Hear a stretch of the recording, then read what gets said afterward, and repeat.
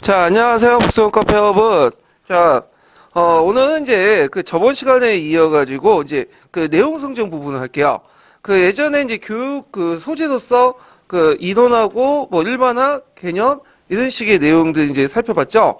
그래서 이제 중간에 이제 내용이 좀 있긴 있는데 그 중간에 있는 내용, 이제 교육 내용 성정 그 중간에 있는 내용 자체가 그 앞뒷면 이제 내용이 겹쳐 있는 내용이거나 아니면 시험 문제 거의 나올 가능성도 없는 그런 이제 내용이기 때문에 가감이 제끼고요. 이제 시험 내용에 이제 자주 나오는 내용 선정 관련된 부분만 보고 넘어갈게요.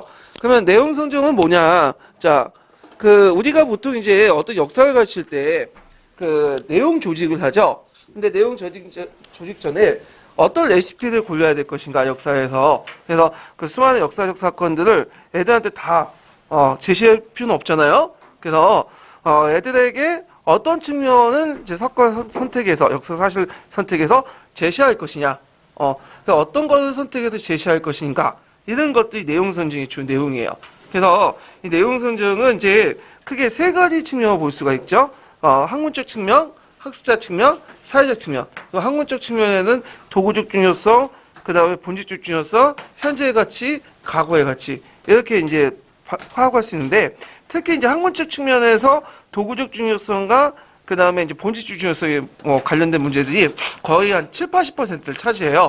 예. 그리고 나머지 뭐 학습자 측면이라든지 그 다음에 이제 사회적 측면 이런 것들은 그냥 죄송합니다. 예, 이런 것들은 이제 예전에 한번 2차 기출문제에 언급됐었고요. 자, 그러면 이제 내용 선정의 의미 부분을 볼게요. 81페이지 잠깐 볼게요. 자, 그 내용 성질의 의미는 이제 앞으로 내용 성질 어떻게 할 것인가에 대한 일종의 개관적인 내용들이죠. 그래서 크게 내용 선정의 이제 의미, 그 다음에 원리, 그 다음에 기준 이렇게 이제 크게 있는데 이제 먼저 의미부터 이제 살펴볼게요. 자, 역사는 인간 경험의 총체로서 그 내용이 방대하므로 학교에 한정된 교육 과정에서 역사의 전부를 가르친다는 건 불가능하다. 그래서 역사 수업에서 모든 역사적 사실과 사건을 교육 내용으로 다룰 수 없기 때문에 적절한 역사 내용을 선별하여 학습 대상으로 결정하는 기준을 마련하는 것이 매우 중요하다. 하지만 이 방대한 역사 정보의 저장고에서 학생들에게 가르칠 만한 내용을 선정하는 건 쉽지 않다. 그래서 역사 교육 내용에 구성하는 데 중요한 것은 범위와 순서, 즉 어떤 내용을 학습할 것인가, 그리고 이를 어떤 순서로 학습할 것인가 하는 그 문제인데 내용 선정에서 제일 중요한 게 범위죠. 범위. 그래서 뭐 애들한테 이제 할 때도 시험 범위가 되게 중요하잖아요. 예. 그래서 이 범위를 결정한 것이라면 내용의 조직은 계열을 말해요. 그래서 이 범위와 계열을 상부적으로 이루는 과정을 이제 내용 선정이라고 이제 볼 수가 있겠죠. 자, 그다음에 이제 그 교육 내용을 선정하기 위해서는 학습 내용의 범위를 정하는 것은 학습해야 할 내용을 결정한 것이다. 그래서 교육과정, 교과서, 수업이라는 각 단계에서 어떤 내용을 포함할 것인가 결정하기 위해서는 그 학습할 내용에 관한 진술과 그 학습 내용에 제시한 순서에 따라 학습 내용을 체계적으로 세워야 되는데, 자, 학습 내용의 그가 학습 순서는 되게 교과의 구조에 따라서 정한다. 그래서 이 교과 구조는 이제 기본 사실과 개념, 핵심 아이디어, 원리, 학문적인 방법 등을 의미하는데요. 교과의 구조에서 이 기본 사실, 개념, 핵심 아이디어, 원리, 학문의 방법 같은 경우에는 보면 이제 역사과 같은 경우에는 뭐 이제 여러 가지 기본적인 사실들이 있겠죠. 뭐 임시왜란, 뭐 병자호란 이런 거 우리가 꼭 알아야 할 사실들. 그 다음에 이제 뭐 개념 같은 것들. 그다음 이제 예를 들어 갖고 이제 전시가, 뭐 가전법 이런 것도 다 개념에 속하고. 그 다음에 그 핵심 아이디어 같은 경우에는 이제 그 역사학과를 조직하는 구체적인 어떤 기준을 얘기하는 거죠. 그래갖고 예를 들어 갖고 이제 어떤 시간, 변화, 등등등등 이런 것도 이제 여기에 속할 수 있고요. 학문의 방법 같은 경우에는 사료학습 방법이라든지 이런 것들 이제 다 여기 포괄되어 있죠. 자, 그래서 이제 있고 그 다음에 이제 두 번째로는 역사교육 내용 선정할 때는 보편성과 일반성을 강조하면서 역사가 가지고 있는 개별성과 특수를 강조하게 된다. 그러면 역사교육의 내용 선정할 때는 각 교과의 특성, 역사교과의 특성을 반영하여 인류 역사의 정치, 경제, 사회, 문화 등의 기본적 사실들과 역사의 독특한 개념과 용어, 이론을 위주로 해야 한다. 또한 역사 지식뿐만 아니라 역사적 사고, 태도 함량을 내용으로 포함되어야 된다.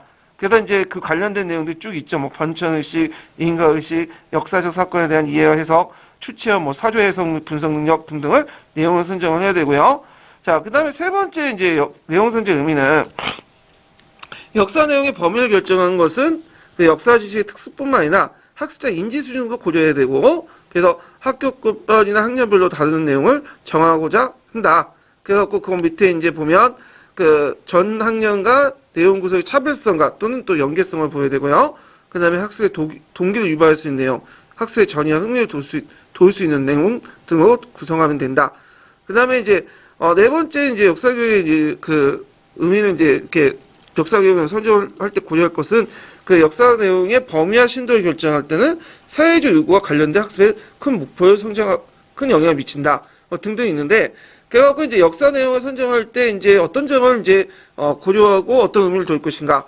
자, 첫 번째는 학습 내용과 학습 순서에 따라서 교과의 구조에 따라서 이제 조직을 하고요.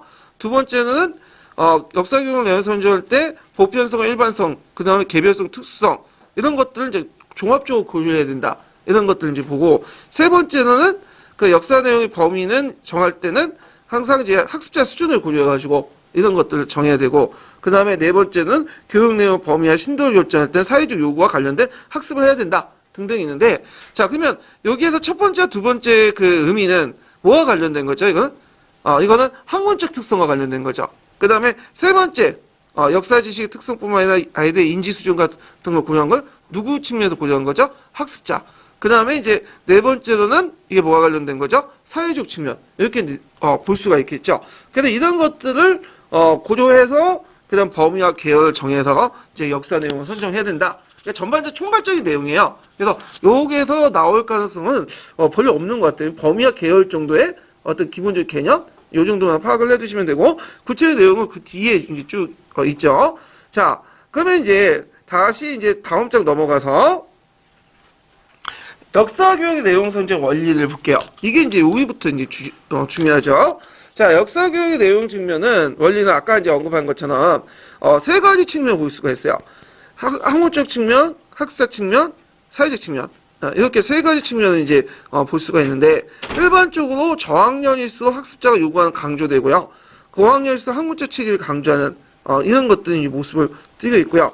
그 다음에 국가사회적 요구는 한국사회 교육 목표 내용에 두드러지게 나타난다. 뭐 이건 상식적으로 당연한 거죠. 우리가 이제 세계사나 동아시아사에 우리가 이제 요구하는 국가사회적 요구가 거의 안 나와 있죠. 뭐 잘해봤자 뭐 그 세계화 다원화 시대에 어떻게 할 것인가. 근데 한국사 보면 강력하게 정치적으로 이렇게 구성돼 있어. 그래서 어떤 사회적이나 그다음 정치 요구가 상당히 많이 들어가 있고, 역대 그 정부들의 어떤 그 국사 교육에서 그런 것들이 많이 개입돼 있을 수밖에 없었죠.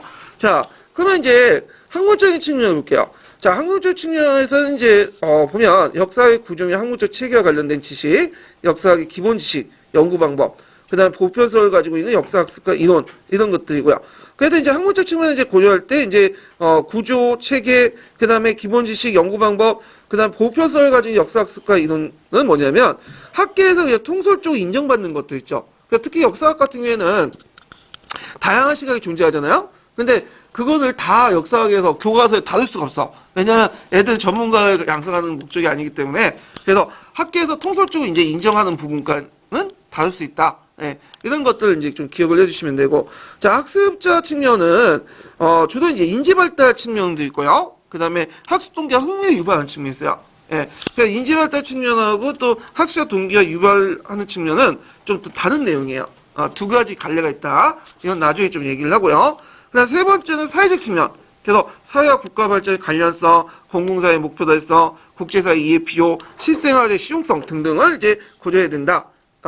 자, 그러면 이제 도구적 중요성의 원리를 이제 볼게요. 그래서 이제 내용 선정할 때 제일 시험에 문제 나온 게 아까 말한 것처럼 도구적 중요성이 나오겠죠. 그래서 본질적 중요성, 도구적 중요성, 학문적 측면의 원리라고 했죠. 제가 말 잘못했는데, 예, 학문적 측면의 원리가 제일 많이 나오는데, 학문적 측면의 원리는 본질적, 도구적, 현재의 가치, 과거의 가치, 이 네 가지로 나눠볼 수가 있어요. 그러면 이제 내용을 볼게요. 그 학문적 측면에서 내용을 선정할 때는 적용한 기준은 원칙은 해당 교과의 학문의 중요한 내용을 다뤄야 된다는 것이죠. 그래서 무한한 과거의 특정 역사적 사건이나 현상 및 주제의 학습 내용을 선정하는 이유는 그것은 역사교과 내용으로 중요하다고 판단했기 때문이죠. 그래서 여러 과거 사실 중에 이게 왜 선택돼야 되냐? 그거는 역사교과 자체가 중요시 여기는 한국적으로 중요시하는 그런 것 때문에 선택을 한 거죠. 그래서 일반적으로 역사의 본질적 내용이라고 판단되는 기본 사실, 핵심적 개념과 원리, 연구 방법을 가르쳐야 할 필수 요소로 언급되어 있다.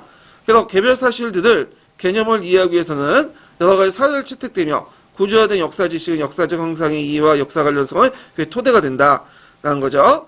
자, 그리고 두 번째 달라고 볼게요. 자, 교과 학문의 중요하고 의미 있는 교과 내용을 교육 내용을 선택한다는 것은 너무 당연하고 상식적인 말이지만 중요한 것이 무엇인지 구체적인 기준은 되게 정하기 어렵죠. 그래서 교육 내용의 학문적 중요성을 판단하는 것은 역사학습 문제에 귀결되기 때문이다. 흔히 중요성을 판단할 때 역사 사건 자체가 지닌 내재적 가치를 가지고 판단하는 경우도 있고요. 그 다음에 어떤 사실은 나중에 사건 또는 결과나 영향을 기준으로 판단하고 있죠. 그래서 내재적 가치를 판단하는 것은 본질적 중요성, 그 다음에 결과나 영향을 기준으로 할 때는 도구적 중요성, 이렇게 이제 판별되기도 하죠. 그 다음에 이제 후속 역사에 큰 범위가 영향을 끼친 사건은 상대적으로 그 범위가 작은 사건보다 더 중요하죠. 예를 들어갖고 이제 한 지방에서 영향을 준 사건보다는 국가적으로 혹은 세계적으로 영향을 주는 사건이 더 중요하고요. 일시적으로 영향을 주는 사건보다는 지속적인 영향을 주는 사건이 더 중요하다. 그래서 이제 또 이렇게 앞에 이제 본질적 중요성과 이제 도구적 중요성 이렇게 나눠봤지만 또 이제 이렇게 뒤에 있는 그 중요성의 또 기준을 하나 또 제시하는데 여기에서는 이제 시험 문제가 안 나와 있지만 여기는 언급되어 있지 않지만 논한책에서 뭐라고 있냐면 버스턴의 중요성의 원리라고 해요. 네, 버스턴이 이렇게 중요했죠. 그래갖고 중요성의 원리를 이제 두 가지 기준을 제시한 거죠. 한 지방의 영향 사건보다는 전체에 영향을 준 게 더 중요하고요. 일시적인 영향을 준 사건보다는 지속적인 영향을 준 사건이 더 중요하다. 이런 것들을 이제 제시했다. 이렇게 좀 기억을 해두시면 될 것 같아요. 자, 그 다음에 버스턴의 중요성 원리도 예전에 한번 아주 예전에 객관식 기출 때 언급되어 있는데 상대적으로 제가 볼 때는 좀 요즘에 나오는 경우가 볼 때는 좀 떨어져요. 기출 빈도가. 예. 자, 교육 내용을 정할 때는 역사적 사실이나 사건 자체의 본질적 가치뿐만 아니라 후속 역사의 전개에 미치는 영향을 고려한다. 그러니까 도구적 중요성과 본질적 중요성을 같이 살펴봐야 된다는 거야. 그래서 4.19 혁명이라는 주제가 있을 때 왜 이게 중요하냐. 자, 만약에 4.19 혁명이 부패한 정권과 제도의 모순을 타파하고 민주주의 인간 정신을 분출시킨 사건이기 때문에 중요하다고 말한다면 이는 전자에 해당한다. 전자에 해당한다는 건 어디에 해당한다는 거죠? 본질적 중요성이죠. 예. 그래서 이제 한국의 민주주의 발달에 큰 영향을 준다. 이런 식으로 말하면 이건 후자에 해당하죠. 후자에 해당하면 어딜까요? 도구적 중요성이죠. 그러면 여기에서 이제 기출 포인트를 맞춰갖고 얘기하면 항상 영향이나 그런 것들이 나오면 도구적 중요성이에요. 그래서 본질적 중요성 쓰라는 것은 솔직히 기출 예문을 제외하고 만약에 4.19 혁명의 본질적 중요성이라면 그냥 4.19 혁명의 본질적 중요성이 여기 녹색책에 있는 내용을 쓰시면 되겠죠. 근데 문제는 우리가 이제 예문에 없는 내용도 있죠. 그래서 4.19 혁명이라든지 뭐 르네상스 뭐 이런 것들이 없으면 다른 사건이 나와갖고 이게 본질적 중요성이 뭐냐. 솔직히 말하기가 좀 힘들어. 근데 도구적 중요성은 어떤 사례든 나오든 기본적으로 뭐죠? 영향만 쓰면 맞아요.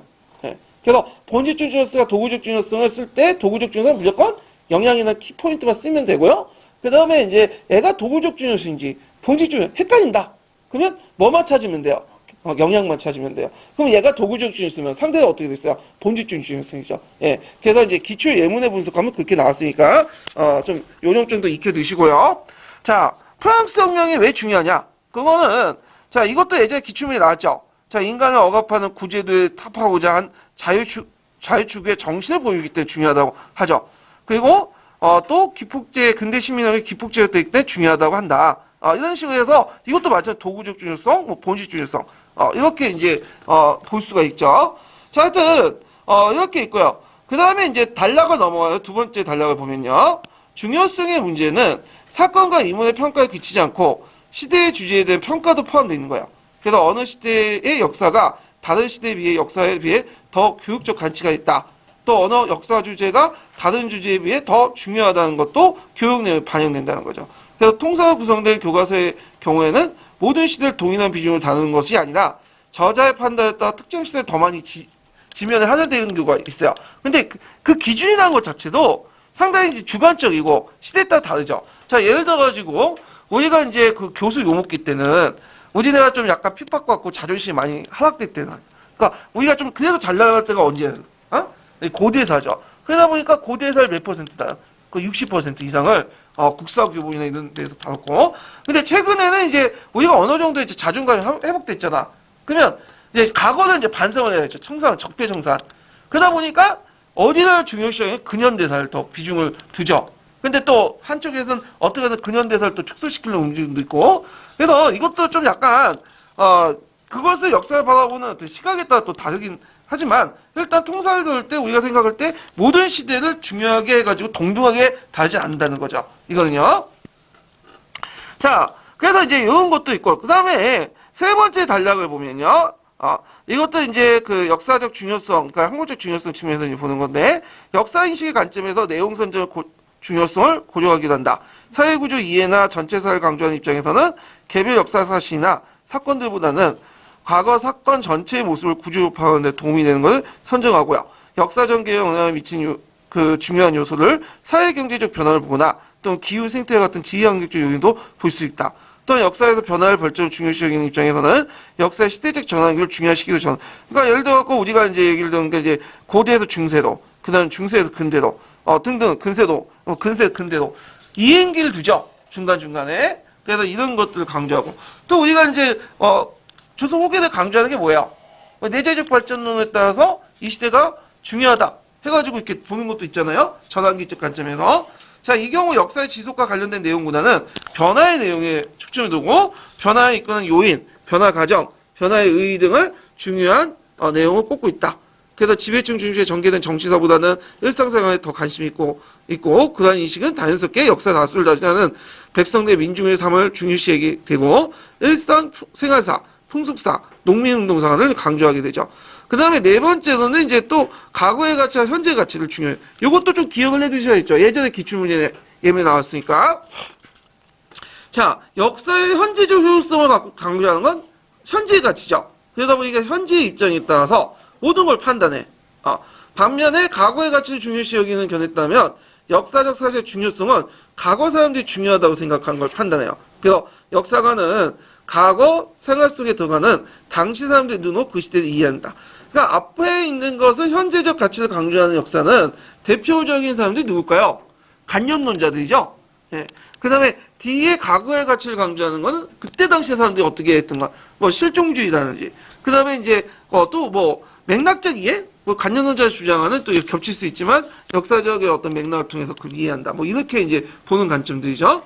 예. 그렇지만 이제 현재적 가치든 과거의 가치든 하나를 선택할 경우에는 문제점이 있어요. 각각도.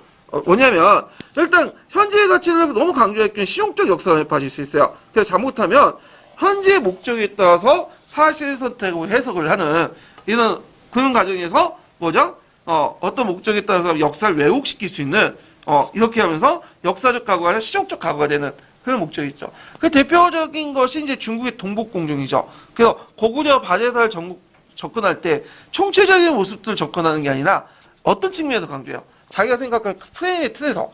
그래서 그 고구려와 바제는 중국의 지방 정권이다. 그래서 그런 측면만 강조하는 거지.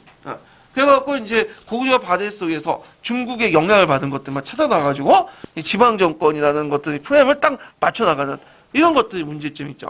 자, 그래서 이제 이처럼 실용적 과거를 강조할 경우에는 어떤 사건을 현재와 관계없이 역사의 자체로만 중요하다는 사실을 외면할 우려가 있고요.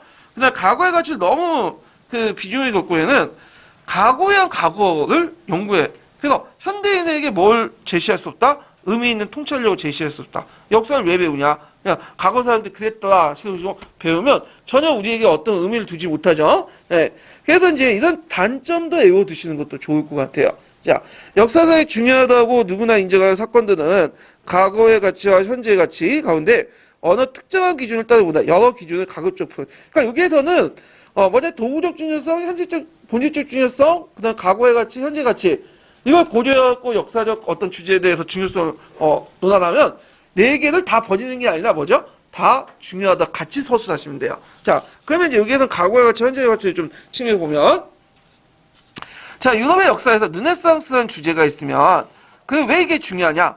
그러면 일단 르네상스가 이후 유럽의 역사에 큰 영향을 미쳤기 때문이다. 동시에 당시 사람들이 르네상스의 다른 시대가 다르다고 인식하는 사실을 고려해볼 때 과거의 가치를 또 중요시 여길 수 있죠. 그래서 이처럼 어떤 사건이니 주제가 역사 교육에 선택할 때는 그 자체의 중요성뿐만 아니라 후속 역사에 미친 영향까지 고려하고 또 뭐와 뭐도 같이 고려해야 된다?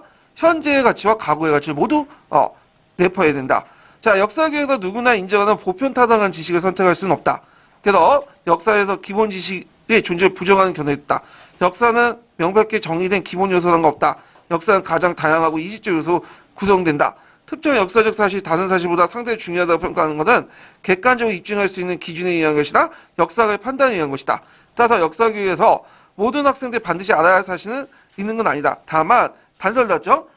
역사가나 역사교사 다수가 공유한 기준을 적용하여 교과 내용을 선정하는 것은 필요하다. 이 내용이 있어요. 그래서 역사적 기준이라는 것은 어떤 걸 배워야 할 것이냐. 그건 중요성의 기준은 실제 보편 타당성 기준이 엄밀한 없는 거예요. 어떤 사람은 이게 중요하다고 생각하고 어떤 사람은 필요 없다고 생각하는 사람도 있을 거 아니에요. 그렇지만 학교 교육에서는 모든 사람이 공유할 수는 없지만 공감할 수 없지만 7, 80% 이상은 뭐예요? 중요하다고 생각하는 것도 있죠. 이거는 꼭 역사 얘들한테 가르쳐야 된다. 이렇게 생각하는 것도 있죠. 이런 것들은 항상 존재한다는 거죠. 그래서 이런 것들은 이제 좀 같이 기억을 해두시면 될 것 같아요. 자, 그러면 이제 여기에서 한번 정리를 해보면 학문적 중요성은 이제 크게 네 가지 측면에서 볼 수가 있어요. 첫 번째 이제 측면은 뭐냐면 도구적 중요성과 본질적 중요성. 이게 이제 시험부에 제일 많이 나오죠. 두 번째로는 두 번째 중요성은 그 사건과 인물의 어떤 시대와 주제에 대한 평가. 어떤 시대가 중요하고 어떤 시대가 안 중요한 그런 것도 이제 포함되어 있고, 그 다음에 세 번째는 역사인식의 관점이죠. 그래서 역사인식의 관점에 따라서 이걸 집어넣느냐 마냐. 어떤 사람 변화를 강조하는 사람은 변화적 형상들만 강조하고, 또 민중의 생활사를 강조하는 사람은 뭐야? 일상생활을 강조하고. 이렇게 이제 세 번째 측면을 볼 수 있고, 네 번째 마지막은 뭘까요? 과거의 가치와 현재 가치. 볼 수가 있죠. 근데 시험 문제 나오는 것은 아까 도구적 중요성, 본질 중요성. 네 번째 범주에 있는 과거의 가치와 현재 가치니까 거기에 초점을 맞춰서 공부를 해두시는 게 좋을 것 같아요. 예. 자, 그래서 이제 이렇게 한번 봤고, 그러면 형성평가 문제에서 한번 관련된 문제를 찾아서 볼게요. 자, 68페이지 펴보세요.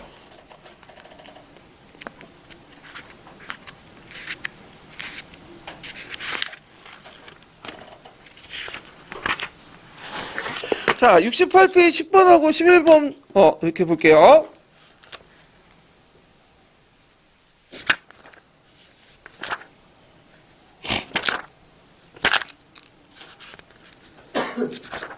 자, 도구적 중요성과 본질적 중요성의 기준으로 사회고용의 중요성의 이유를 각각, 서술레시오 이렇게 있는데, 자, 이거는 이제 그 책에 있는 것처럼 어떻게 서술하면 되죠?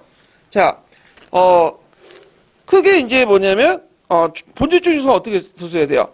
사회구혁명은 부패한 정권과 제도의 모순을 타파하고 민주주의 인간 정신을 분출하는 사건이기 때문에 중요하다. 이렇게 쓰시면 되겠죠. 그 다음에 이제, 한국의 민주주의 발달에 큰 영향을 줬기 때문에 중요하다. 그렇게 이제 도구적 중요성을 쓰시면 되고요. 그래서 아까 얘기한 것처럼 영향이라는 말을 항상 염두에 두고 이제 쓰시면 될 것 같아요. 자, 그 다음에 이제, 볼게 뭐냐, 11번 문제 볼게요.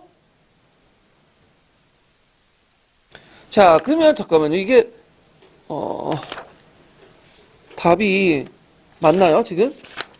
내가 지금 답을 찾지 못해가지고 있는데, 잠깐만요. 이게 몇 페이지에 있죠, 근데? 네. 맞네요. 제가 잠못 찾았어요. 예, 맞아요. 다시 할게요. 예. 그래서 하여튼 일단 10번 이렇게 맞고요. 자, 그 다음에 11번 문제를 보면요. 밑줄친 기획과 니은을 강조할 때 문제점을 각각 써보시오. 이렇게 했는데, 역사상 중요하다고 누구나 인정하는 사건들은 과거의 가치와 현재의 가치를 가운데 어떤 특정한 기준으로 가급적 많이 부합하는 것이다. 자, 유럽 역사에서 르네상스 주제를 중요한 역사 내용을 선택할 때 이유는 이렇게 해서 기획과 니은을 강조할 때 문제점. 과거의 가치를 너무 강조할 거면은 과거에 의한 과거의 연구에 머물기 때문에 결과적으로 현대인에게 의미 있는 통찰력을 제공하지 못한다. 이렇게 쓰시면 되고요.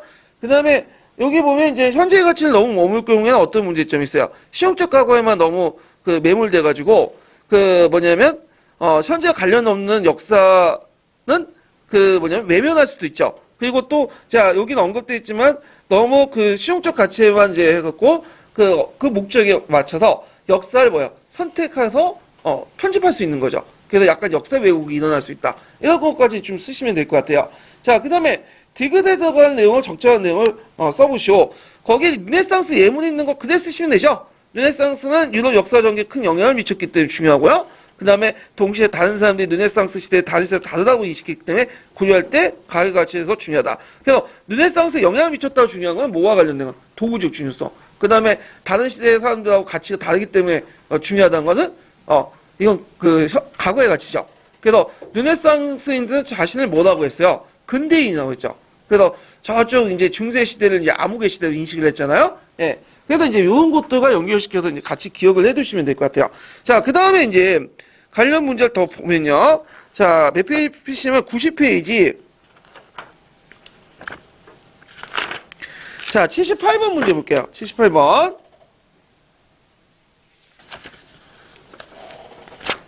자, 다음 기획과 디귿의 그 뭐냐면 내용을 각각 써보고 기획 디귿에서 중에 저항력 고학력이 상대적으로 강조되는 것이 무엇인지 각각 말해보시오.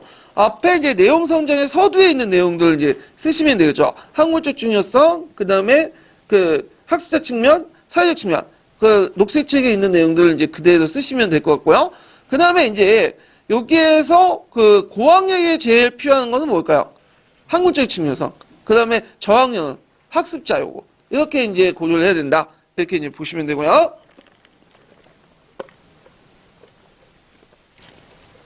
자, 그 다음에 79번 문제 볼게요. 자, 다음 기획과 니은의 기준으로 사회고용의 중요성을 판단해 서술해보고 디귿과 니은의 선정 기준을 각각 말해보시오. 자, 교육 내용을 선정할 때 사건 자체의 본질적 가치와 그 다음 역사 전개에 미친 영향인데 앞에 있는 것은 이제 본질적 중요성, 도구적 중요성이다. 아까 한 것처럼 그 예문을 그대로 쓰시면 되고 디귿과 니은은 이제 기준이 뭘까요? 시대와 주제에 대한 평가도 포함되죠? 이것뿐만 아니라 그 다음에 역사인들 인식의 관점의 내용도 중요성에 포함됐죠. 그러면 이와 관련된 내용은 어느 시대나 디귿은 어느 시대나 그 역사가 다른 시대의 역사에 비해 더 교육적 가치가 있는가, 또 역사주의의 다른 주제에 비해서 더 중요한가, 이런 것들이 있고요. 세 번째 내용은 역사인식의 관점이 되게 중요하다, 이런 것들이 있는데, 그 다음에 이제 이게 문제가 답안을 제가 잠깐, 세 번째 내용을 이제 좀, 잘못됐는데, 이거는 이제 뭐냐면, 그 선정 기준은 이제 그 예를 구체로 쓰시면 될 것 같아요. 뭐 사회구조 이해 및 전체성을 강조하는 사람도 있고, 그다음 개별적 역사인식을 강조하는 사람도 있고요.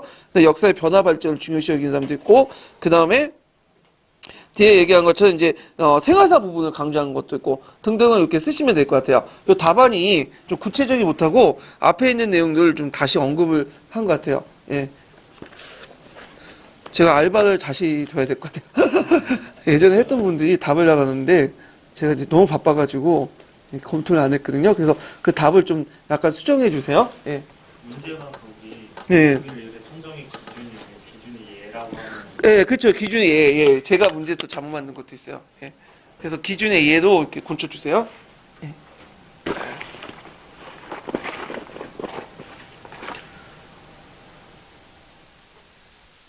기준의 예를 곤치시고 답도 좀 곤쳐 주시고요.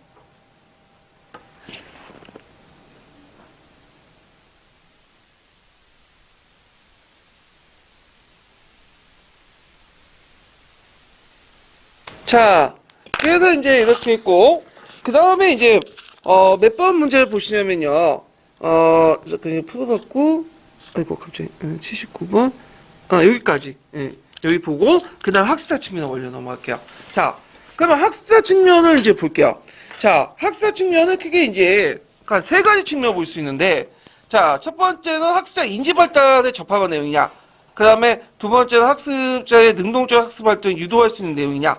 그 다음에 세 번째 학습 동기와 흥미를 유발하는 내용이냐. 이렇게 이제 볼 수가 있는데, 자, 여기에서 이제 인지 발달과 관련된 것, 첫 번째 인지 발달 관련된 거는 뭐하고 관련된 거죠? 피아제 이론을 적용하는 거와 관련된 거죠. 그 다음에 학습의 능동적 학습 활동이나 뭐 동기 유발 이런 것들은 사회적 측면, 반대쪽에 이제 주장들을 얘기한 거고요. 자, 그러면 내용을 볼게요. 자, 학습자 측면과 관련하여 주로 학생의 인지적, 정리적 발달 단계 수준에 맞는 내용을 다뤄야 한다는 점을 강조했다. 그러니까 연령이나 학습 단계별로 학생들이 이해할 수 있는 역사 사실이나 현상을 내용을 정하고 학생들의 흥미와 관심을 보일 만한 내용을 고려해야 된다. 그리고 학생들의 학습 요구가 필요에 반영되고 있는지도 중요하다. 그래서 예컨대 해갖고 이제 7차 교육 예정 내용이 이제 다루고 있죠. 중학교 교육과정 해설 보면 거기에 보면 이제 학습자 개별화, 학습자 간의 상호작용, 학습자의 능동적 지식 형성 과정을 고려한다. 지식과 생활 경험의 통합성을 추구할 수 있는 학생의 경험, 생활과 관련성이 높은 사실과 문제를 주제를 내용을 선정해야 되고, 그 다음에 그 학생들의 자기주도적 탐구 지향적인 모습을 가능하도록 최소 필수 내용을 선정해야 된다. 그런데 이제 여기에서 이제 한계가 나와요. 이렇게 학습자 측면의 내용 선정할 때 한계가 나오는데, 자, 여기 보면 이제 실제 현장 학습에서는 여기 보면 그 학습자의 특성과 내용을 선정하면 반영하기 힘들다. 첫 번째 역사 교육의 내용이 국가사회적 요구나 학문적 요구에 따라서 선정되는 경우가 많기 때문에 학습자의 학습 내용 자체의 흥미를 갖게 하거나 지적 희열을 느끼도록 하는 문제가 점점 도외시되고 있다. 두 번째는 학생들 발달 단계를 고려해서 원칙도 형식적 주장에서 그치려고 하는데 중학교, 고등학교 내용 선정이나 진술 방식에 별 차이가 없다는 사실에도 알 수 있다. 학생들 역사의식의 발달 단계에 대한 연구도 일정한 것도 한 원인이다. 자, 여기서 첫 번째 부분은 뭐냐? 국가사회적 요구나 학문적 요구 때문에 학생들의 학습 내용에 흥미를 갖기 어렵거나 지적 희열을 느끼도 문제를 도외시한 게 있다. 인 거죠. 이거는 이제 그 피아제 이론 반대쪽에 있는 주장들 얘기예요. 그래서 연구론적 입장의 주장이고 두 번째 단계 내용은 뭘까요? 이거는 영인론적 입장이죠. 피아제 입장에서 이제 얘기를 한 거죠. 자, 그래서 요것도 한번 외워두시는 것도 좋을 것 같아. 현행 교육과정의 전반적인 문제점. 그래서 학습자 측면에서 서술하시오. 두 발 쓰시오. 그러면 이제 이렇게 쓰시면 되겠죠?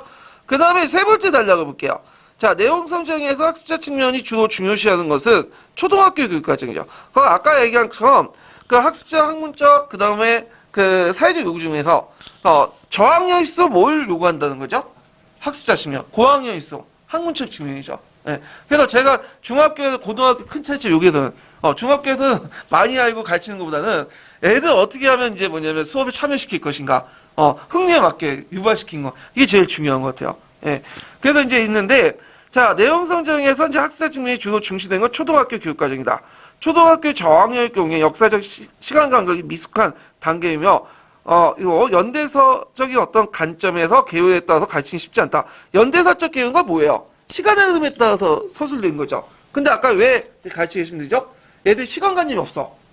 그렇기 때문에 이제, 하는데, 초등학교 과거, 현재, 미래에 대한 시간의식을 갖춘다 해도, 그 먼 과거에 살았던 성인의 행위는 주로 기독한 역사 내용을 이야기하였다. 따라서 왜 그랬겠어요, 이거는? 얘들이 삶의 경험이 뭐예요? 미천하기 때문에, 일천하기 때문이죠? 예. 그래서 너무 짧기 때문에, 자기가 생각할 수 있는 시간의 개념이 한계가 있는 거예요, 애들은. 예.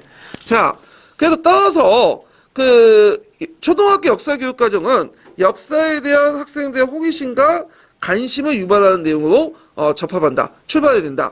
그래서 초등학교 저학년은 역사 시대별 흐름보다는 과거 살았던 사람들의 모습을 일종의 내러티브적인 형태로 하는 게 적합하다. 그래서 이제 시대적 흐름보다는 내러티브 이야기 형태가 적합하고요. 그래서 아동들은 모험나 신화 전설들을 잘 꾸며진 이야기에 흥미를 갖기 쉽고 과거 사람들은 이야기에 접하면서 자신의 경험을 확대하고 풍부할 수 있다. 그래서 이제 이런 거 대표적인 것이 이제 그 이간의 이양 대비적 방식이죠. 예. 그래갖고 이제 뭐 얘들 그 뭐냐면 예전에 뭐 시험 문제 나왔는데 단군 신화에 갈 때 단군 신화가 뭐 그다음 상고 시대 때 어떤 이제 무슨 신화 과정 국가 발전 과정에서 형성된 거고 뭐 이런 식으로 얘기해 버리면 얘들이 못 알아듣는 거야. 그래서 이양 대비적 방식이고 곰은 뭐예요?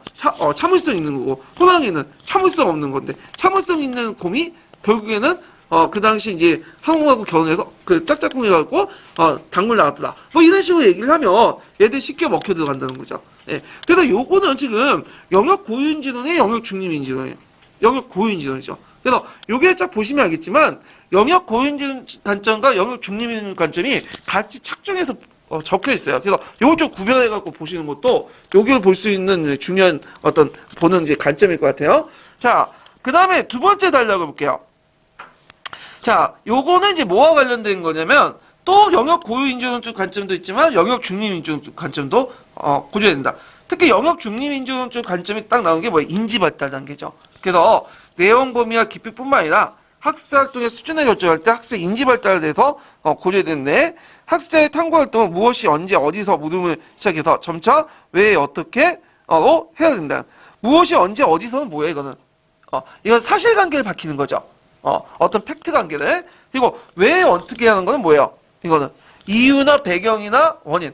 그러니까 앞에는 무엇이 언제 어디서라는 거는 눈에 보이는 거야. 그러니까 이거는 전조적기, 구체적 조작기. 그러니까 눈에 보이지 않는 것들을 개념화 시키려면 어떤 형식 조작기 이런 식으로 해갖고 고려해야 된다는 거죠. 따라서 사전과 참고 문헌의 사용법을 알기, 역사 중의 사건, 인문에 관련된 용어나 기본 개념 알기, 박물관 유물을 조사하고 특성을 파악하고 역사의 자료와 신뢰도를 파악해서 자료를 분류하기, 치사 선택을 자료를 분류해서 역사 해석하기, 역사적 사실관 인간의 논리를 설명하기, 탐구교육의 요약 정리와 발표하기 등 이게 이제 순서대로 쭉 돼 있는 거예요 지금. 그래서 먼저 기본 개념 알고 그다음에 유물 조사하고 쭉 해서 결국에 마지막은 뭐예요? 탐구 결과를 또 요약 정리하기. 이게 최고 단계거든. 그래서 학습 학년 과정 학년별 수준에 따라 저점에 배치하는 게 중요하다. 특히 이제 그 역사를 처음 이제 접근하는 애들 제일 문제는 뭐냐면 저는 처음 이제 문화 충격 받았는데 얘들이 언어를 몰라. 어휘들. 그래서 그 국어 단어 사전 그 뜻을 하나하나 알려줘야 돼.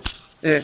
그 역사적 사건이고 배경을 설명하기 전에 그 언어 감각이 없기 때문에 되게 힘들더라고요. 그래서 여기 용어나 기본 개념 있죠? 그걸 하나하나 알려줘야 돼요. 그래서 얘를 이제 이걸 알 수가 있어. 그래갖고 예를 들어 중국의 영성사를 파견했다. 그렇게 했으면 안 돼. 청나라 영성사를 파견했다 하고 청나라가 중국에 속한다는 것까지 알려줘야 돼. 저도 그거 잘못 냈다가 지금 민원 걸리고 제가 지금 한 2, 3주 동안 계속 고생을 하고 있는데 중국의 영성사를 파견했다 그 말 한 말 썼다가 왜 청나라 쓰지 왜 중국이냐 얘들 중국 무슨 말인지 모르겠다. 네, 전 민원에서 너무 충격을 많이 받아가지고 자 하여튼 자 그래서 이제 이렇게 해서 이런 내용도 있고요. 그 다음에 세 번째 단락을 보면요.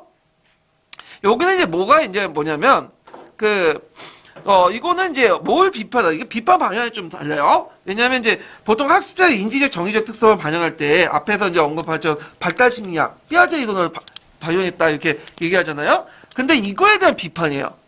그러니까 이제 뭐냐면 현행 교육 과정을 비판하는 게 아니라 현행 교육 과정에서 무슨 발달 심리학 이런 것들을 반영해야 된다 이런 주장들에 대한 비판이야. 그러면 누구 입장에서 비판하고 있어요?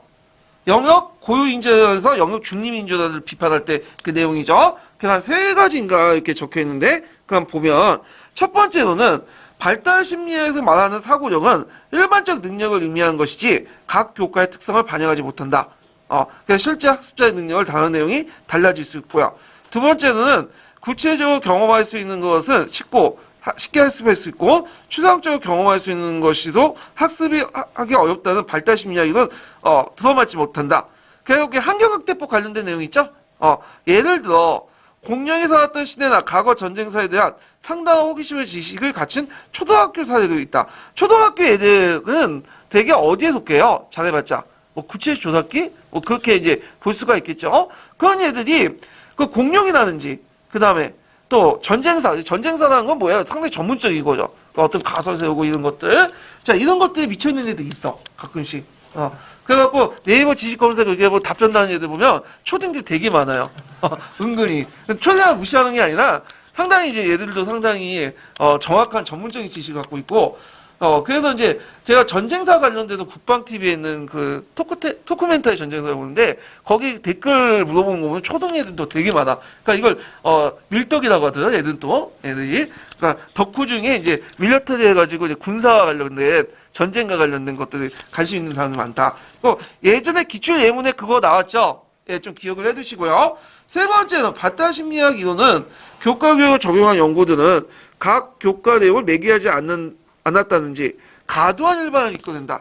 그래서 어떤 특정한 예를 들어 특정한 과목에서 잘 됐다고 해서 역사에서 잘 된다 이런 식으로 해서 너무 과도하게 일반화시키는 그런 문제점이 있죠. 특히 역사교육 내용이 학생들의 역사의식 발달 수준에 맞는 내용으로 구성되어야 한다는 이론은 각 연령 단계에서 학생들 역사의 의식 수준만 제시했을 뿐 발달 근거, 그러니까 A에서 B로 넘어가는 그 원동력이 뭔가 예전에 한번 얘기했을 거야.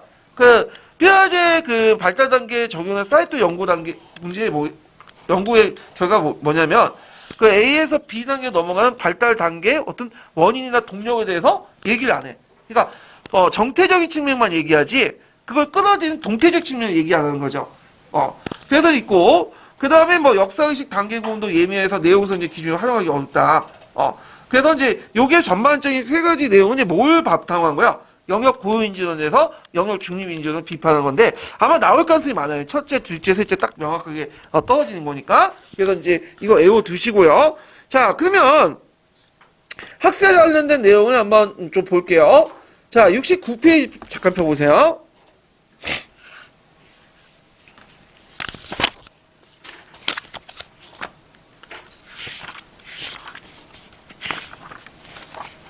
자, 69페이지에 보면 12번 문제 볼게요. 12번.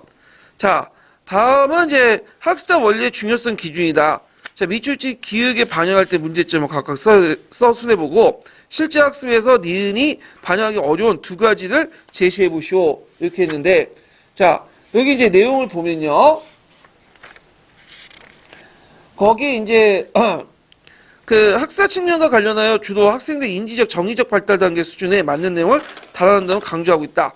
자, 기억에 반영할 때 문제점. 자, 여기에서 이제 내용을 한 네 가지, 아까처럼 세 가지 언급한 거 있죠? 그걸 쓰시면 돼요. 그래서 발달 심리학에서 말하는 사고적은 일반적 능력이 의미하는 곳소, 각 교과의 보유한 특성을 반영하지 못한다. 그리고 실제 학습자 능력이 다른 내용에 따라 달라진다. 이런 것도 있는데, 이건 한 가지만 적어놨네? 그 다음에 이제 두 번째는 뭘 적어놨어요? 추가로 좀 적어놓으면 뭘 적어놔야 했죠? 구체적으로 경험할 수 있는 것은 쉽게 학습할 수 있고 추상적인 경험할 수 없는 것은 학습이 어렵다는 것은 발달심리학 이론에 맞지 않다. 이것도 쓰셔야 되고요. 세 번째로는 발달심리학 이론은 교과 교육에 직접 적용하는 연구들은 각 교과 내용을 매개를 하지 않았든지 과도하게 일반화를 끌어내는 경우가 많다. 이것도 이제 같이 적어야겠죠. 여기 한 가지만 답안을 좀 추가해 주시고요. 자, 그 다음에 학생들의 흥미나 관심을 보일 만한 내용인지 고려해야 된다. 이게 이제 실제 어렵게 한 게 뭐냐면 역사교육 내용은 국가사회적 요구나 학문적 요구에 성장한 것 같고 내용 자체에 흥미를 갖거나 지적 희열을 느끼도 문제는 종종 도외시한다. 이렇게 쓰시면 될 것 같아요. 예. 자, 그래서 이제 이렇게 해서 한번 살펴봤고 그 다음에 세 번째 측면이 뭐냐면 사회적 측면이야.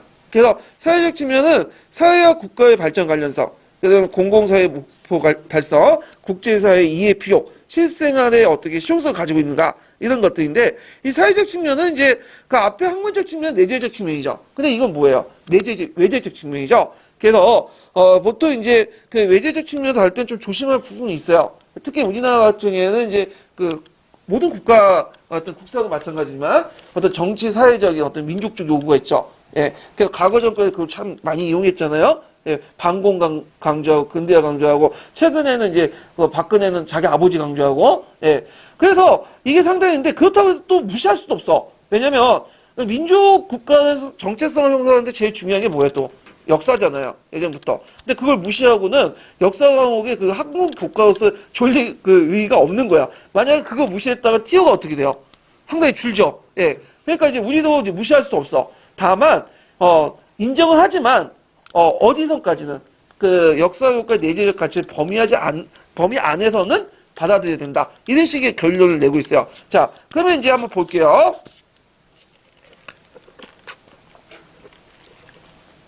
자, 사회적 측면을 고려할 내용 선정 원리는 시대적 사회적 요구를 반영한 걸 말한다. 자, 국가교육과정 목표와의 관련성과 국가 민족의 이해에 도움이 되는지 여부를 고려하고 사회적 변화에 적응하는 내용인지 그 현재 문제 해결에 적용할 수 있는 내용인지를 판단하여 교육 내용을 선정하는 것이다. 자, 역사 교육 내용의 대부분을 국민국가 선정과 발전에 관한 내용으로 구성된 것이 대표적 사례다. 이거 우리나라뿐만 아니라 다른 나라도 다 마찬가지죠. 예. 자, 현재 사회의 성격을 이해하고 당면 과제를 해결하는데 도움이 되는 내용을 역사학습의 현실성과 구체성을 또 보여주고, 부여해준다. 따라서 그 당시 현실성을 반영하기 위해서 특정 역사 주제를 보충하거나 별도의 단원을 두고 다루기도 하는데, 대표적인 게 이제 독도 뭐 이런 문제죠. 예. 독도 같은 경우에는 그 조그만 그 땅덩어리의 역사를 왜 비해서 뭐예요? 상당히 많이 다루고 있죠. 왜 많이 다루고 있어요? 일본 애들이 자기 땅에 우기는 바람에 그런 거죠. 예. 그래갖고 만약에 일본 애들 우리 자기 땅이 아니라 너네 땅이라고 얘기해버리면 우리는 이거 독도는 더 이상 다룰 필요 없는 거죠. 그 조그만 역사의 땅을 굳이 다룰 필요 없는 거냐. 근데 이제 이걸 다루는 것은 현실성 측면에서 이제 다루는 거죠. 자, 교사는 학생들이 단순한 과거 사실이나 사건보다는 큰 쟁점이 되는 현재 문제와 연결해서 생각하고도 유도한다. 자, 이때 현재 사회에 관련된 자료들은 중요한 역사학습의 내용이 될 수 있다. 그래서 역사 교육 내용이 사회적 변화에 적응하는데 도움이 되려면 인간 경험의 다양성을 보여주는 내용을 선정하여 학생들에게 모든 사회 형상을 역사적 안목을 보여줄 수 있는 능력을 길러줘야 된다. 자, 역사학습은 역사 시기와 장소의 다양한 문화를 이해함으로써 인간과 사회에 대한 인식의 지평 확대하고 역사는 그 시대의 관찰자에게 허용될 수 없었던 시야, 즉 사회 전체 역사적 맥락을 조감할 수 있는 통찰력을 제공해 주기 때문이다. 그래서 이 통찰력을 바탕으로 학생들의 현재 생활 문제를 이해할 뿐만 아니라 앞으로 전개된 사회 변화에 적용될 수 있는 유용한 지침을 얻을 수 있다. 그래갖고 이제 쭉 나오고요. 그다음 두 번째 단락을 보면, 자, 역사교육 내용을 선정할 때 내용이 그 자체에서 가치를 지니지 못하고 목표 중심 수단으로 평가되는 경우 국가 사회적 요구를 우월하게, 이제 문제점이 이제 지적되는 거야. 그러니까 내재적 가치보다는 이게 일종의 원래 중요해서, 그래서 이제 내재적 가치보다는 국가 사회적 요구가 더 우월하게 작용될 것이 문제점을 쭉 얘기하는데, 자, 목표, 내용, 방법, 평가사의 일관성이 교육과정 운영의 기본 원리인 건 사실이다. 그러나 너무 목표가 내용 규잡에 기초해야 하는데 내용 자체를 대시할 수 없다. 사회적 당위나 요구를 수렴하여 진수단 역사교육의 목표들은 대부분 역사 자체의 내용 내재적 원리가 아니라 외재적 필요에 입각한 거다. 이래서 이제 대표적인 이제 교과서가 이제 시험과 극복이란 역사죠. 목표가 뭐예요? 목표 자체가 우리 민족의 어떤 시련을 극복하는 과정, 이런 것들인데 왜 이걸 강조했냐? 그 당시 유신 정부의 어떤 정권의 정당성을 확보하는 거죠. 그래서 그와 관련된 내용들만 쫙 기술돼 있어. 그것은 실질적으로는 내재적 원리가 아니라 이건 뭐죠? 내재적 필요에 따라서 만들어진 거죠. 그래서 너무 이제 목표 중심의 어떤 수단, 이런 것들의 문제점 이렇게 지적하고 있고요. 특히 이제 한국사 교육에서 이제 그런 경향이 되게 두드러지는데, 한국사 학습의 목표는 강조되는 민족의 문화의 주체성, 정통성, 자주성, 도착성, 그 다음에 우수성에 대한 인식이며, 교육 내용 이런 목표 설치에 맞게 역사사실을 채워진다. 하지만 민족의 역사적 성취를 강조하는 학습 목표가 비판적 역사의식과 역사사고 함양 같은 역사 교육의 내재적 목표들과 어떻게 조화하는지 의문이다. 예를 들어서 이제 우리 민족의 어떤 우수성, 이런 것들 이제 목표에 맞춰 우리가 잘 나갔던 역사들만 쭉 서술해요. 그래서 강개토대왕이 그 당시 이제 고구려에서 이제 대평정을 해가지고 주변의 여러 민족들 정복하고 했다. 그럼 우리가 정복이고 진출이지, 얘네들은 뭐가 침략의 역사잖아. 그러니까 그때 당시에 그 강개토대왕이 침략을 받고 얘네들 어떻게 고통을 당했는가? 그런 것들은 뭐야? 제거당하죠. 그러면 우리가 중요한 것은 우리 하려는 역사뿐만 아니라 우리의 치욕스러운 흑역사도 같이 봐야 된다는 거야. 근데 그런 걸 같이 봐야지 우리가 이제 어떤 현대에 대해서 이제 반성하는 능력도 생기고 비판적인 의식도 가지고, 근데 이건 샥 빼버리고 우리의 어떤 찬란한 모습들만 보여준다는 거죠. 네. 그런 것들은 이제 문제점이다. 그래서 이렇게 이제 민족 국가를 예찬하고 학생들의 국가에 대한 충성심을 갖도록 하는 역사교육 목표는 민족사나 국가사를 반성적으로 보려는 교사나 학생들의 역사에 장애가 될 수 있다. 그래서 너무 우리나라 국사교과서가 과도한 민족주의 담론에 빠져 있다는 거죠. 그래가지고 국사교과서 이제 해가지고 한 6년 동안, 초등학교 12년 동안 역사를 배우면 항상 남는 게 뭐냐면, 사실은 다 빠지고 물리치자 올량캐야. 무찌르지 않게. 그래서 이런 민족주의 프레임만 남는 거예요. 민족주의 프레임. 예. 그래서 이런 것들이 문제점이다라는 거죠. 자, 이처럼 사회적 측면에 의거해 명확하고 구체적인 내용 성장 기준을 세우는 게 쉽지 않다. 그래서 국가나 민족의 필요나 사회적 변화는 유동적이며 그때그때마다 다르죠. 그 다음에 역사교육의 요구에 반영할 수 있다는 의견은 매우 다양한 입장에서 어느 한편 주장을 받아들이기 어렵다. 그래서 그 밑에 결론이 있어요. 그 결론은 뭐냐면 국가사회적인 어떤 필요나 요구를 정의하기 어렵고 또 표현된 이데올리가 강요될 수 있고 그 다음에 또 뭐냐면 너무 인간 어떤 그때 당시 사람들의 생활 실상을 등한시하고 이해하기 어렵게 한다. 이런 문제점을 내놓고 그렇지만 또 뭐냐면 내재적 가치가 모순되지 않는 범위에서 뭐냐면 역사교육에서 요구하는 국가사회적 요구를 좀 받아들일 필요는 있다라는 결론을 내고 있어요. 그래서 그 밑에 이제 내용은 외워두세요. 만약에 국가사회적 요구에 받아들일 때 어떤 문제점이 있냐? 그럼 쓰면 앞에 있는 내용을 외우는 것보다는 요 뒤에 있는 결론 부분만 좀 외워두시면 되겠죠? 그래서 국가사회 필요한 요구에 정의하기 어렵고 그 다음에 평행된 이득을 강요할 수 있고 그 다음에 국가, 정치, 경제, 사회 발전면만 지나치게 추상적 일반화를 강조하면서 인간의 생활상 실상을 등하시 여기고 과거 사람들 살았던 삶의 이해가 어려워진다. 한 세 가지가 있는데 외워두시고 그 다음에 그러면 어떻게 받아들이냐? 내재적 가치가 모순되지 않은 범위에서 받아들여야 된다. 뭐 이렇게 이제 쓰시면 되겠죠. 자, 그러면 이제 그 한번 이제 형사평가 관련된 문제를 이제 풀어볼게요. 자, 형사평가 90페이지 펴볼게요.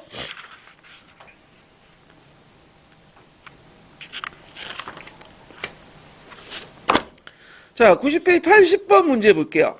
다음 기획의 내용이 반영할 때 고려할 점을 두 가지 말해보고 그 다음에 사회적 측면의 원리의 교육적 효과를 두 가지 서술해 보시오. 그리고 니은의 그 이유를 두 줄 이내에 쓰시오. 이렇게 했는데 자, 사회적 측면 고려할 내용 선제의 원리는 시대적, 사회적 요구를 반영한 것이다. 자, 여기에서 이제 기획을 받아들일 때 이제 고려할 점 두 가지 뭘 쓰셔야 될까요? 국가 교육과정의 목표의식과 관련성 및 국가나 민족 이해에 도움이 되는지 여부를 고려하고 사회적 변화에 적응한 내용인지 그 현재 문제에 관련된 해결할 수 있는 내용이 실효성이 있는지 이걸 고려해야 된다. 이렇게 쓰시면 되고요. 그 다음에 여기에 사회적 측면 원리의 교육적 효과 두 가지 자, 현재 사회 성격 이해하고 당면 과정 해결에 도움이 될 수 있는 내용을 있고 그 다음에 현실성과 구체성을 부여할 수 있고 등등등을 이제 쓰시면 되겠죠. 그래서 현실성과 구체성을 부여할 수 있다. 뭐 이렇게 쓰시면 될 것 같아요. 한 가지 더 빠진 것 같긴 한데 이거 제가 나중에 이제 찾아갖고 이제 집어넣을 테니까 한번 찾아보세요. 제가 한 가지가 더 빠진 것 같아. 하나만 적어놨네. 예. 그 다음에 이제 여기 보면 니은의 그 뭐냐면 이유. 자, 민족의 역사적 그 성취를 강조한 학습 목표가 비판적 역사의식과 역사사고의 활용과 내재적 목표를 어떻게 조화하는지 어렵다. 이건 뭐냐면 민족국가를 예창하고 국가에 대한 충성심을 갖도록 역사교육 목표를 너무 강조하기 때문이죠. 이런 것들을 이제 쓰시면 돼요. 자, 그 다음에 이제 뒤에 넘어가서 81번 문제 볼게요. 자, 다음 기획의 이유를 두 가지 서술해보고 사회적 국가적 요구 수용에 대한 바람직한 방향을 제시해보시오. 자, 사회적 측면에 의거한 명확하고 구체적인 내용 선정 기준을 세우기 쉽지 않다. 그러나 국가와 민족이 필요한 사회는 변화는 유동적이고 역사교육의 사회 요구에 반영한다는 의견은 매우 다양한 입장에서 한편의 주장을 수용하기 어렵다. 그래갖고 이제 일단은 그 두 이유 왜냐면 그 당시 이제 뭐냐면 국가 사회적 필요와 요구에 정의하기 어렵고 요구를 반영하여 역사교육 내용 구현할 경우 평등된 이득 위험이 있다. 뭐 등등을 이제 쓰시면 되는데 자, 요걸 이제 쓰시면 되고요. 그 다음에 이제 여기 있고 그다음 방향 같은 경우에는 어떻게 반영을 받았죠? 객관적 비판적 역사의식이나 역사교육 본래 내재적 가치에 모순되지 않은 범위에서 그걸 받아들여야 된다. 이렇게 이제 답을 쓰시면 되겠죠? 자, 그래가지고 이렇게 한번 전반적으로 이제 봤고요. 이렇게 있고, 그 다음 이제 볼 게 뭐냐면, 역사교육 내용 선정 기준이에요. 이건 앞에 이제 뭐냐면, 학문적 측면성, 그 다음에 학술적 측면, 그 다음에 사회적 측면을 고려해서 그 당시 교육과정, 실제 교육과정에 어떻게 이제 반영이 되어 있는가, 세 가지 요소들이, 이런 것들을 얘기한 건데, 시험 문제 부분에서는 잘 안 나오는 부분이에요. 좀 빈도가 떨어지죠? 파란책에 이제 또 같이 겹치고 있는 내용인데, 일단 볼게요. 자, 교육 내용 선정의 일반적 기준에 대한 다양한 견해를 제시되어 있다. 보안교과로 적용될 수 있는, 그러니까 역사과뿐만 아니라, 그 다른 교과에서도 적용될 수 있는 강범위하고 포괄적 기준 중에서 역사교과, 그 중에서도 적합한 내용을 들면 다음과 같다. 그래서 세 6가지 여기 들고 있어요, 보면. 그래서 이제 한번 이것도 외워 두실 필요는 있을 것 같아요. 왜냐면 이거 딱딱 떨어져 있기 때문에, 나올 수는 있을 것 같긴 한데. 자, 중요성, 타당성, 지속성, 그 다음에 균형성, 그 다음에 뒤에 보시면,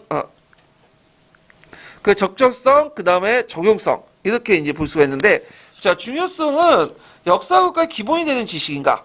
역사의 전체적 흐름을 잘 설명할 수 있는가? 인간 활동의 중요한 국면을 다루고 있는가? 그 다음에, 타당성은 보편 타당한 역사교과의 지식인가? 그 다음에, 그 역사교과의 목표에 달성하는데 적합한 것인가?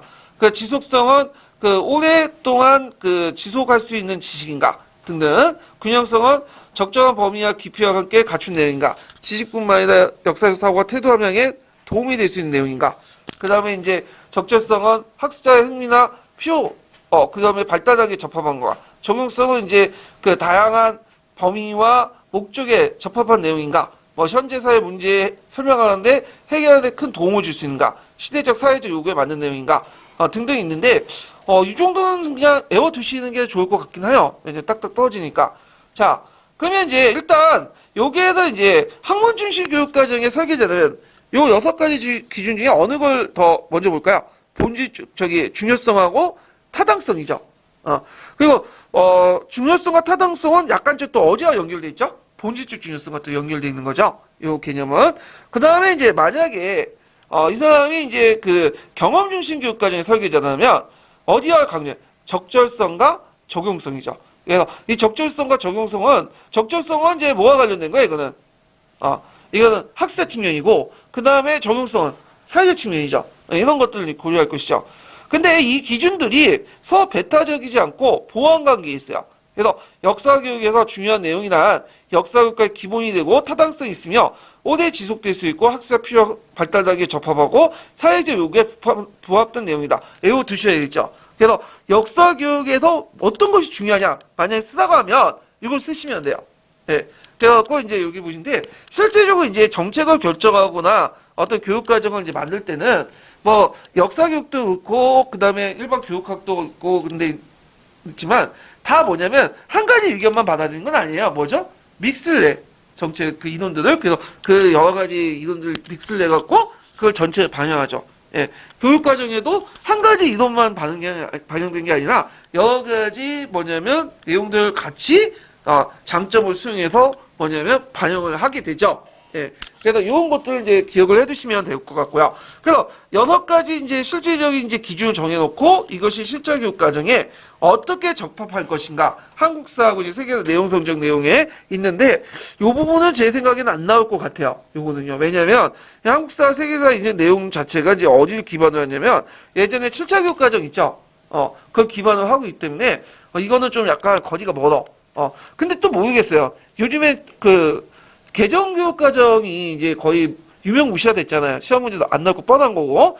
그러면 또 뭐냐면 요게 골라낼 수 있을 것 같긴 한데 근데 되게 뭐 파워체에서 예전에 내기 때문에 요거는 그냥 이런 게 있구나 하고 넘어가시는 게 좋을 것 같아요. 그냥 그 6가지 기준만 좀 외워두시고요.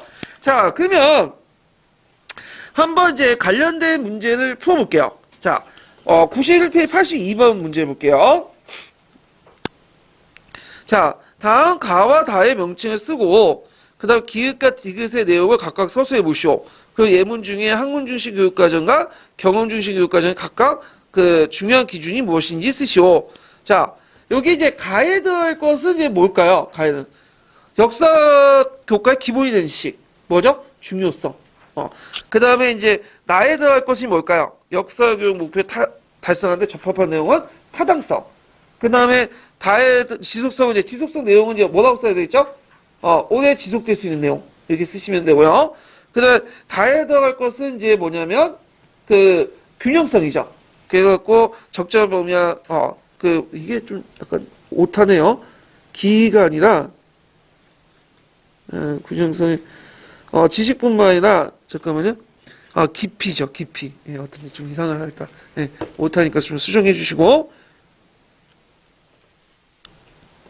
제가 오타하고 그 답 내용 좀 약간 추가되거나 수정된 부분들은 나중에 제가 10월 달에 다 공개 올릴 때 그 다 올릴 거예요. 그래서 그것 좀 다운받아서 보시면 될 것 같아요. 자, 그 다음에 적절성과 적용성은 그 녹색책에 있는 내용들 쓰시면 되겠죠. 예. 그렇게 이제 보시면 되고. 그 다음에 학문 중심 교육과정과 경험 교육의 각각 중요성. 자, 학문 중심 교육과정에서 이제 강조되는 것은 어디까? 중요성과 타당성. 이렇게 쓰시면 되고요. 그 다음에 이제 경험 중심 교육과정에서 강조되는 것은 적절성과 균형성. 그리고 여기는 안 나왔지만 결국에는 역사교육의 중요성 내용이 뭐냐? 전체 써가면 어떻게? 역사교육과 기본이 되고 타당성이 있으며 오래 지속될 수 있고 학습자 필요와 발달하기에 적합하며 사회적 요구에 부합한 내용이다. 6가지 기준을 같이 연결돼갖고 쭉 쓰시면 될 것 같아요. 자, 그래서 이제 이렇게 이제 있고 그 다음에 이제 뒤에 넘어가서 몇 페이지 보시면 역사교육의 내용 조직을 이제 봤는데, 자, 여기에서 이제 역사교육의 내용 조직은 이제 뭐냐 하면, 앞에 있는 것은 선정이죠. 그러니까 이게 선정이라는 건 뭐냐면, 레시피를 고르는 거야, 음식에서. 음식 자료들. 그러니까 먹을 걸 이제 선정하고, 이제 레시피를 고려갖고 이제 자료를 이제 수집을 하는 거고, 여기에 내용 조직은 뭐야, 이거는? 음식을 만드는 단계죠. 음식을 만드는 단계야. 그래서 어떤 방법으로 레시피를 이용하고 음식을 만들어서 맛있게 할 것인가. 그래서 이제 이 내용 조직이 이제 있는데 여기에 보면 의미, 그 다음에 뭐 단계, 방법 이런 것들이 쭉 나와 있고요. 교육 내용 조직 같은 경우에는 크게 이제 3가지 측면에서 볼 수가 있어요. 하나가 이제 뭐냐면 최고의 교육 내용 조직은 어딜까요? 이거 국가 수준의 교육 과정이죠. 교육 내용 조직 관련된 내용이고 두 번째는 이제 뭐냐면 그걸 이제 바탕으로 해서 교과서 내용 조직 있죠. 교과서 내용 조직. 그 다음에 마지막으로 이제 현장에 있는 교사들이 하는 수업 내용 조직이 있어요. 그래서 이 교육 내용 조직을 바탕으로 해서 재조직한 것이 교과서 내용 조직이고, 그 다음에 교과서 내용 조직을 바탕으로 또는 교육과정 내용 조직을 다시 바탕으로 해갖고 만든 것이 수업 내용 조직이고, 이렇게 3단계로 나눠져 있고, 그 중에 이제 최고의 이제 높은 단계는 뭐다?